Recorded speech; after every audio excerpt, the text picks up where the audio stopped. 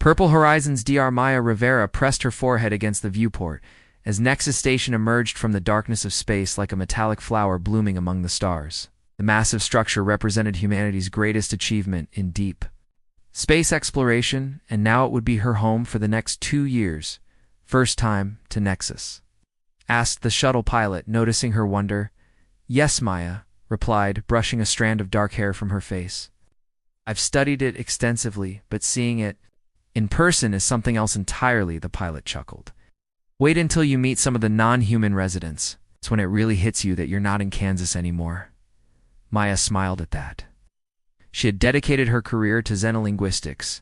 Preparing for this very opportunity, the First Contact Initiative had selected her to join their elite team, studying communication patterns of newly discovered sentient species.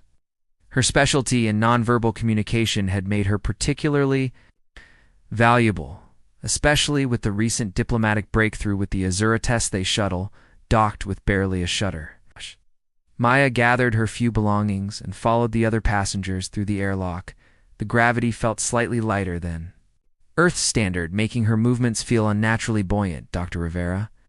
A man in a crisp uniform approached her. Commander Jackson, head of station operations. Welcome to Nexus. Thank you, Commander, she said, shaking his hand. I'm eager to begin. Work with the initiative. Your timing is excellent, he said, leading her through the bustling arrival terminal. The Azurite delegation arrived yesterday. We're still getting used to their customs, but they seem eager to collaborate. Maya followed him through a series of corridors, each more impressive than the last. The station hummed with activity, people of various Earth nationalities, mingling with the occasional non-human visitor. The initiative has arranged quarters for you in the research sector. Commander Jackson explained. You'll begin orientation tomorrow at 0800. They rounded a corner, and Maya stopped in her track. Standing before a star chart was a being unlike any she had ever seen, tall and graceful, with smooth purple skin that seemed to shimmer under the station lights. Their hair was silver, falling in waves past their shoulders, but it was their eyes that caught Maya's attention. Large almond-shaped orbs, the color of twilight, with flecks that resembled distant stars. Said Jackson. Dr. Rivera. This is Kuhn, the Azurite diplomatic envoy. Kuhn. This is Dr. Maya Rivera, our new xenolinguistic specialist. The purple being turned, and Maya felt an inexplicable flutter in her chest. The pleasure is mine, Kuhn said, his voice melodic with an accent that made ordinary words sound like poetry. I have studied your research on nonverbal communication pathways. Your theories about empathic resonance are fascinating. Thank you, Maya managed, not quite prepared for the intensity of meeting her first Azurite. I'm looking forward to working together. Something passed between them, a moment of connection that seemed to transcend the ordinary introduction. Their eyes locked, and Maya felt a strange sensation, like a gentle touch against her consciousness. Kuhn tilted his head slightly, a gesture Maya couldn't interpret. You have an unusual aura, Dr. Rivera, different from other humans I've encountered. Commander Jackson cleared his throat. The Azurites have natural empathic abilities, Dr. Rivera. They can sense emotional states. Can all Azurites read minds? Maya asked, trying to maintain her professional composure, despite the unsettling feeling of being seen beyond her surface. Not thoughts, Kuhn explained with a slight smile that revealed teeth with a pearly iridescence. Only emotional impressions, and yours are. He paused, searching for the word intriguing. I'm not sure how to take that, Maya said honestly, as a compliment. Kuhn replied, his eyes never leaving hers. Most beings project emotions outward. You seem to draw them inward. A rare quality. Commander Jackson checked his device. I need to attend to an urgent matter, Kuhn. Would you mind showing Dr. Rivera to her quarters? It's in the same section as your delegation. It would be my honor, Kuhn said with a slight bows. They walked together through the station. Maya felt simultaneously at ease and on edge with the alien beside her. His movements were fluid, almost hypnotic, and she found herself stealing glances at his profile. You're curious, Kuhn observed. Please feel free to ask questions. I'm here to foster understanding between our peoples. I'm sorry if staring is rude in your culture, Maya said, feeling heat rise to her cheeks. It's just I've only seen Azurites in recordings. Curiosity is never offensive, he replied, especially from someone who has dedicated their life to understanding others. They entered a quieter section of the station, and Maya noticed how other crew members Watch them with barely concealed interest. They wonder why I watch you so intently, Kyun said softly. They cannot sense what I sense, and what is that? Maya asked. Kyun stopped walking, turning to face her. A resonance. I cannot explain something familiar in someone so different. His twilight eyes seemed to peer into her soul. It is most unexpected. As Maya looked into those alien eyes, she felt something shift inside her, like the universe had suddenly realigned a connection across the stars that defied explanation. Welcome to Nexus Station, Dr. Rivera, Kyun said. I believe our work together will be extraordinary. Forbidden signals. Maya's fingers glided over the ancient tablet, her specialized scanner mapping the intricate symbols etched into its surface. The research lab on Nexus Station hummed with quiet activity as scientists from a dozen worlds pursued their own projects, but Maya's attention remained fixed on the artifact and occasionally on her purple-skinned colleague working beside her. The pattern repeats here, Kian said, leaning closer, his silver hair brushing against Maya's shoulder, but with subtle variations in the harmonic structure. You're right, Maya replied, trying to ignore the pleasant warmth radiating from his skin. If we isolate this sequence and compare it to the earlier findings, their hands reached for the same control panel, their fingers brushing against each other. Maya felt a jolt of electricity at the contact, a sensation that had become increasingly familiar during their 2 weeks of collaboration. Oh, my apologies, Kyun said, though he made no effort to move away. In my culture, such contact is... He paused, searching for the right word. Intimate. Maya met his twilight eyes. In mine, too. Sometimes a throat cleared behind them. Dr. Chen, the project supervisor, stood in the doorway, her expression carefully neutral. The Initiative Council requests your preliminary findings at tomorrow's briefing, she announced. They're particularly interested in any communication. Breakthroughs will be ready. Maya assured her, quickly putting professional distance between herself and Kyun. When Dr. Chen departed, Kyun's expression shifted subtly. She disapproves of our connection. Is it that obvious?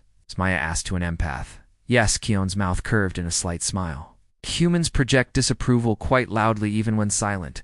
Maya sighed, turning back to the artifact. It's not personal. She's concerned about maintaining objectivity. She hesitated, and there are some who believe different species should maintain certain boundaries.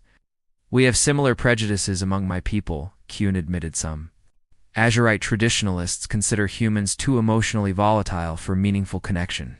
Are we? Maya asked, unable to hide her interest in his perspective. Kyun's eyes softened. I find human emotions beautifully complex, like music with many harmonies playing simultaneously. His voice lowered. Your emotions in particular, Maya, have depths I find myself wanting to explore. The way he said her name made something flutter in her chest before she could respond. The tablet between them suddenly illuminated a sequence of symbols pulsing with internal light. What did you do? Maya gasped. Nothing. Kyun looked equally surprised. The artifact is responding to something. They watched in amazement as the symbols rearranged themselves, forming new patterns that seemed vaguely familiar to Maya. It's responding to us, Kyun whispered, to our combined energy signature. Maya quickly initiated a recording sequence. This could be the breakthrough we've been looking for hours. They worked, documenting the artifact's reactions, testing different configurations of their proximity and interaction. The symbols seemed to tell a story, one that hinted at an ancient connection between humans and Azurites long before either civilization had achieved space travel. This suggests our peoples have met before, Maya said, excitement coloring her voice. Thousands of years ago, more than met, Kyun replied, his expression intense. These patterns suggest genetic compatibility, a biological resonance between our species. He looked up at her. It explains the connection I felt when we first met. Maya felt her heart rate increase. We should verify these findings before jumping to conclusions, she said, though she couldn't deny the implications stirred something profound within her. Of course, Kyun agreed. But I know what I feel, Maya. I think you feel it too. The lab door slid open, admitting Commander Jackson, his usual composed demeanor replaced by obvious tension. Dr. Rivera, a moment. Please. Maya followed him into the corridor. Is something wrong, Commander? The Azurite High Council has expressed concerns about the direction of your research, Jackson said, keeping his voice low. There are political factions who find the idea of ancient human Azurite connections, problematic for their narrative of genetic purity. "We go where the evidence leads us," Maya replied firmly. "Isn't that the point of the initiative?" "Ideally, yes," Jackson sighed, "but this is as much about diplomacy. As science, we need to proceed with caution. The relationship between Earth and Azuria remains fragile." After Jackson left, Maya returned to find Kuhn standing by the viewport staring out at the stars. "You heard?" she asked, joining him enhanced hearing. "Is another Azurite trait," he confirmed. "Without turning, my people fear what they don't understand even more. They fear losing their sense of uniqueness in the universe." "Humans are similar," Maya said softly. Jan turned to her, then his purple features. "Illuminated by starlight after my shift ends. I sometimes visit the observation dome. The view of the Carina Nebula is breathtaking from there." His eyes held a question. "I'd like to see that," Maya replied, understanding the invitation later. That evening the observation dome was nearly empty. As most station personnel were attending a diplomatic reception, Maya found Kuhn waiting beside the massive curved viewport. The nebula spread before them, a vast canvas of cosmic dust and newborn stars. "It's magnificent," Maya breathed on Azuria. "We have a legend," Kuhn said, standing close enough that she could feel his warmth. "That souls who are meant to find each other will journey through the stars across lifetimes until they reunite." "That's beautiful," Maya replied. "Earth has similar stories, Romeo and Juliet, Orpheus and Eurydice. Though those didn't end happily, and if our research is correct, our peoples share more than just romantic notions." Kuhn's hand found hers in the darkness of the dome, his purple fingers intertwining with her own. "Perhaps even our bodies remember what our histories forgot." Maya knew she should maintain professional distance, that their work was too important to complicate with personal feelings. But standing there, beneath the stars with his hand in hers, felt inexplicably right. "We could be risking everything," she whispered. "Our career's the initiative." "Some discoveries are worth the risk," Kuhn replied, his voice low and intimate, his free hand gently tilted, her chin upward, their eyes meeting in the starlight. "Some connections transcend conventional boundaries," as his face lowered toward hers. Maya made no move to pull away. Her heart raced as his lips, soft and warm, pressed gently against hers. The kiss was tentative at first, then deepened as she responded. The strange electric sensation she'd felt at his touch before now coursed through her entire body when they finally parted. Maya felt dizzy with sensation that was the beginning. Kuhn whispered, his twilight eyes reflecting the stars, of something extraordinary in that moment beneath the canopy of stars. Maya knew they had crossed a line that could never be uncrossed, but as Kuhn's arms encircled her, she couldn't bring herself to regret it. The ancient tablet had only confirmed what they had sensed from their first meeting. Some connections were written in the stars long before either of them were born. Stellar convergence alarm klaxons shattered the quiet of Maya's quarters, jolting her from deep sleep. Red emergency lights pulsed, casting eerie shadows across the walls. "Attention all personnel," the station AI announced, its usual calm voice tinged with urgency. "Containment breach in Research Sector 3. Evacuation protocols are now in effect."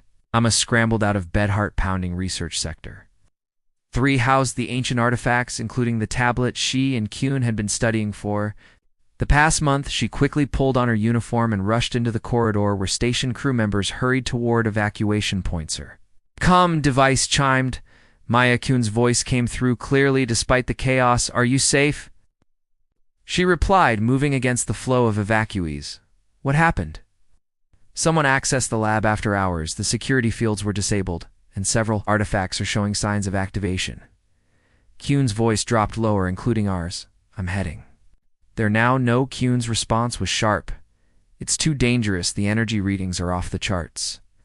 "That tablet contains months of our research," Maya argued, already making her way toward research. "And if it's been deliberately activated, we need to know why." The corridors grew increasingly empty as Maya approached the research sector. Security barriers had been established, but she used her scientific clearance to bypass them. The air felt charged with static electricity, making the hair on her arms stand on end. As she rounded the final corner, she collided with a figure moving rapidly away from the lab's ambassador, Terrell. Maya recognized the senior Azurite diplomat, his usually immaculate appearance disheveled. "What are you doing here?" The sector should be evacuated. The purple-skinned diplomat's eyes narrowed with contempt. Dr. Rivera, your curiosity exceeds your wisdom. Without another word, he pushed past her, continuing toward the evacuation points. Maya watched him go, suspicion forming in her mind. She proceeded more cautiously now, approaching the lab where she found Kyun already inside. His tall form bent over the artifact, which now pulsed with brilliant blue light. You shouldn't be here, they both said simultaneously, then shared a brief smile despite the circumstances. Ambassador Trell was just leaving, Maya said, joining Kyun at the workstation, looking quite guilty. Kyun's expression darkened. Trell represents the purest faction on my world. They've been increasingly vocal against our research. He gestured to the tablet. Someone has deliberately altered the activation sequence. The energy signature is becoming unstable. Maya quickly scanned the readings. If this continues, it could damage the station's power. Grid, she began typing commands into the console. We need to contain it. There's something else, Kyun said, his voice tense. Before you arrived, I accessed the security logs. Someone transmitted our research findings to an unregistered vessel that departed the station an hour ago. They stole our work. Maya felt anger rising. Why would Trell want to sabotage us and steal our research at the same time? Politics, Kyun said grimly. If he can discredit the initiative while simultaneously acquiring our findings for Azuria's exclusive benefit. Two birds, one stone, Maya finished, connecting the pieces. We need to stabilize this artifact and then alert Commander Jackson. They worked in perfect synchronization. Maya adjusting the containment field parameters while Kyun modulated the resonance frequencies. The blue light pulsed faster. Their time running out. It's not working. Maya said, frustration evident. The destabilization is accelerating. Kyun looked at her intently. There's another way. The artifact responds to our combined energy signature, remember? If we deliberately create that resonance? How? Maya asked, though something in his expression made her heart race like this. Kyun stepped closer, placing his hands on either side of her face. His twilight eyes locked with hers. Trust me, as his lips met hers. Maya felt the now familiar electric sensation, but magnified tenfold. Energy seemed to flow between them, creating a circuit of shared consciousness. The kiss deepened Kyun's arms, encircling her waist, pulling her against his body. Her hands moved to his chest, feeling his heart beating faster than a human's, but in perfect rhythm, with her own. The artifact's pulsing light gradually synchronized with their heartbeats, its erratic energy stabilizing. The lab computers beeped, confirming the danger had passed, but neither Maya nor Kyun moved to separate. Their kiss had transformed into something more intimate, more profound than their previous encounters. Maya felt Kyun's consciousness brush against hers, an azurite ability heightened by their proximity and the artifacts. Energy, his emotions flowed into her, wonder, desire, and something deeper that made her soul ache with recognition. When they finally parted, both breathing heavily, Maya whispered, that was necessary, Kyun said with a small smile. For scientific purposes, of course, of course, Maya replied, returning his smile before growing serious again. But this changes things. Trell's actions prove there's a conspiracy to undermine the initiative, and to keep our people separate, Kyun added, his hands still resting on her waist. The question is why? What in our research frightens them so much? Whatever it is, we need to find out, Maya said, but first, we should secure the artifact and report. To Jackson, Kyun nodded, though he made no move to step away. Maya, he said, his voice low. What happened between us just now? That wasn't just about the artifact, I know, she admitted, allowing herself to lean into his embrace. I've never experienced anything like it. It was as if our souls recognized each other, Kyun finished. On Azuria, we have a term for this astral resonance. It's considered mythical by many, but is said to occur when two beings share a connection that transcends physical form. On Earth, we might call it soulmates, Maya said, feeling vulnerable, yet strangely confident. Though it sounds ridiculous when I say it out loud, not ridiculous. Kyun's fingers traced the contour of her cheek. Extraordinary, the station alert system interrupted the moment, announcing that the emergency had been contained. Maya reluctantly stepped back from Kyun's embrace. Commander Jackson will want explanations, she said, straightening her uniform. God. And we'll provide them. Kyun replied, his eyes never leaving. Hers, but not everything that happened here needs to be included in the official report. As they secured the lab, Maya felt a shift in their relationship. The professional boundaries she had tried to maintain had dissolved completely, replaced by something far more powerful and potentially dangerous. Their research had become personal in ways neither of them had anticipated. And somewhere on an unregistered vessel ambassador, Trell's co-conspirators were analyzing stolen data for their own purposes. The crisis had been averted, but Maya sensed it was merely the beginning of a much larger conflict, one that would test not only their newfound relationship, but the future of human Azurite relations, a conflict where their forbidden connection might prove to be either their greatest vulnerability or their greatest strength. Cosmic divides, the evidence is quite compelling, Dr. Rivera. Commander Jackson's voice echoed in the conference room. Ambassador, Trell's access codes were used to breach security protocols, and your research data was transmitted to an unmarked vessel. Maya stood before the assembled Initiative Council, her posture rigid despite her exhaustion. Kian stood nearby, separated from her by the Council's deliberate seating arrangement. Yet Ambassador, Terrell claims you fabricated this evidence. Continued Dr. Chen, her gaze cold. He suggests your judgment has been compromised by inappropriate fraternization with Delegate Kion. Maya felt heat rise to her cheeks. My relationship with Delegate Kion has not affected my scientific integrity, nevertheless. Interrupted Counselor Patel. The Azurite High Council has requested your removal from the initiative, citing concerns about cultural contamination. Kian stepped forward, his purple features tense with controlled anger. This is absurd. Maya's insights have been crucial to our breakthroughs. The tablet's response to our combined presence proves what the traditionalists fear most, that our species share a connection. They've tried to erase from our histories a convenient theory, said a new voice. As Ambassador Trell entered the chamber, flanked by Azurite guards, or perhaps evidence of human manipulation, his silver eyes fixed on Maya with undisguised contempt, we have reason to believe Dr. Rivera has been altering artifact readings too. Support Earth's claim of genetic compatibility with superior species? That's a lie, Maya protested, is it? Trell produced a data crystal.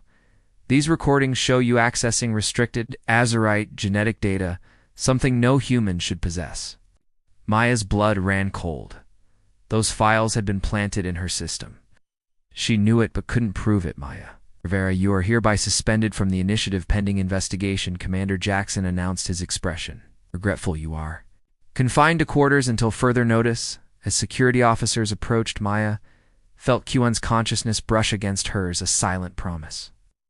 I will find the truth in her quarters. Maya paced like a caged animal. Her career, her reputation, everything she'd worked for was unraveling. Her terminal access had been restricted, communications blocked. She was alone until the soft chime of her door announced a visitor. Kyun. She breathed as the tall Azurite slipped inside. You shouldn't be here. They're watching you to let them watch, he said, pulling her into his arms. I've discovered something. The tablet wasn't the only artifact activated during the breach. Another device from the celestial period is missing. What device? A genetic harmonizer? According to ancient texts, it was used to enhance compatibility between species. His twilight eyes held hers. Maya, I believe Trell's faction doesn't want to disprove our connection. They want to prevent it from spreading, but why? Power. Kyun said simply, if humans and Azurites discovered their shared heritage, the purists would lose their claim to genetic superiority and their political control. Maya's mind raced. We need proof, Kion, something that can't be dismissed. His purple fingers intertwined with hers. There is one way the primary Azurite database contains historical records predating official contact, our people's collective memory. You want to hack your own people's sacred archives? Maya asked, incredulous for truth. Kyun said, pulling her closer for us. Their lips met in a desperate kiss, both knowing that whatever came next would change everything forever. Celestial Union, the central chamber of Nexus Station, had never held so many dignitaries. Human representatives stood on one side, Azurite officials on the other, with the Initiative Council between them. The tension was palpable as Maya and Kyun stood together before them. These allegations are serious, began High Counselor Varda, her purple skin deeper. In color than Kuhn, signifying her advanced age ambassador, Trell stands accused of conspiracy, sabotage, and attempted destruction of historical artifacts. Ambassador Trell sneered based on what? The claims of a disgraced xenolinguist and a traitor to his own kind? Based on this, Maya activated the central display. The room filled with holographic imagery, ancient recordings showing humans and Azurites together on a distant world there, DNA sequences intertwining in a double helix. Pattern the Azurite database confirms what our research suggested. Kuhn explained 10,000 years ago, our peoples were one before a cataclysm forced us to different worlds. Our differences evolved, but our fundamental compatibility remained. Impossible, Trell protested. These records are fabricated. They were hidden, not fabricated, corrected Kuhn. By your ancestors who sought to claim divine origin for our people. They erased our shared history to maintain power, Commander Jackson stepped forward. We've also recovered the stolen genetic harmonizer from Ambassador Trell's private vessel, along with plans to weaponize it, creating targeted genetic barriers between our species. Maya watched Trell's face contort with rage as security officers moved to detain him. The council chambers erupted in discussion, some voices raised in outrage, others in wonder at the implications. Later, as the diplomatic fallout settled, Maya stood with Kuhn in the observation dome, watching. Distant stars? What happens now? She asked, as his arm encircled her waist. Now we begin again, Kuhn said softly. The Council has approved a new initiative. Research into our shared heritage and future with us leading it, Maya smiled, leaning. Into his embrace there will be resistance, Kuhn cautioned. Centuries of separation won't be undone overnight. Then we'll take it one day at a time. Maya turned in his arms, facing him directly, starting with this one, as their lips met. Maya felt the now familiar resonance between them. But this time there was something new, Sense of possibility stretching before them like the infinite stars, a future where differences became strengths, where separation gave way to union. Kuhn's twilight eyes held hers, his purple fingers gently tracing the contour of her face among the stars. We found each other, Maya. Against all odds across the cosmic divide, perhaps it wasn't chance, she whispered. Perhaps we were always meant to find our way back to each other. As Nexus Station continued its silent journey through space, Maya and Kuhn remained entwined, pioneers of a new connection between worlds. Their story just beginning, written not in ancient tablets, but in the shared beating of their hearts, a resonance that would echo through generations to come, bringing to peoples back together beneath the same stars that had witnessed their separation so long ago.